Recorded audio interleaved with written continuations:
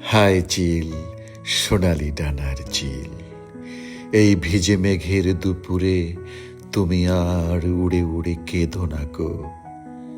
ধান সিঁড়ি নদীটির পাশে তোমার কান্নার সুরে বেতের ফলের মতো তার ম্লান চোখ মনে আসে। পৃথিবীর রাঙা রাজকন্যাদের মতো সে যে চলে গেছে রূপ নিয়ে দূরে।